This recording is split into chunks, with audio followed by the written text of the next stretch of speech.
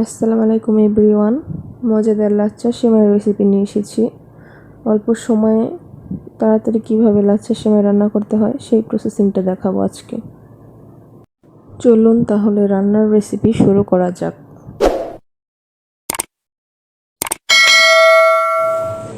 ঘি দিয়ে দিচ্ছি অল্প। ঘিটা একটু গরম হয়ে এলে এর মধ্যে কিশমিশ দিয়ে দেব।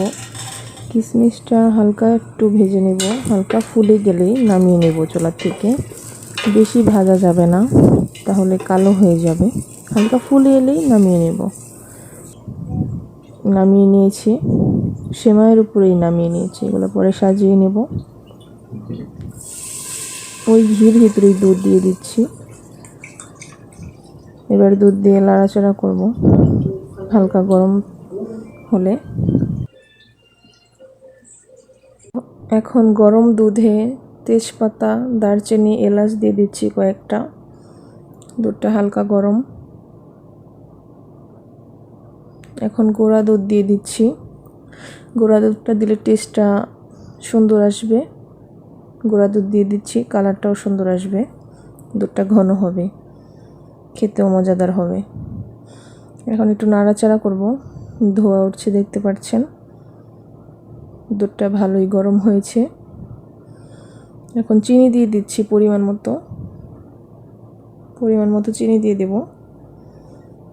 এখন হালকা নাড়াচাড়া করে দুধটা নামিয়ে নিব। আমার দুধটা হয়ে গেছে, নামিয়ে ঠান্ডা করে নেব। আমি দুধ ঢালার আগে কাজু বাদাম, কাঠবাদাম, কিশমিশ, পেস্তা বাদাম দিয়ে সাজিয়ে নিয়েছি। এরপর দুধ ঢালবো এটার উপরে। আস্তে আস্তে হালকাভাবে ঢালতে হবে, যাতে সাজানোগুলো নষ্ট না হয়ে যায়। এবার দুধ ঢেলে দিচ্ছি উপর থেকে। পুরা সেমাই সব জায়গায় দুধ ঢেলে দিচ্ছি বেশি করে।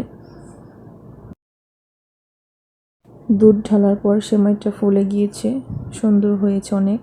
আপনারা দেখতে পাচ্ছেন। এভাবে রান্না করলে অল্প সময়ে সুন্দরভাবে মজাদার লাচ্ছা সেমাই আপনারা আমার রেসিপিটা ফলো করে রান্না করতে পারবেন। নতুন নতুন রান্নার ভিডিও পেতে মিতু রান্নার রেসিপি চ্যানেলটি সাবস্ক্রাইব করবেন, বেল বাটনটি বাজিয়ে দিবেন। আমার চ্যানেলের পাশেই থাকবেন। ধন্যবাদ। আল্লাহ হাফেজ।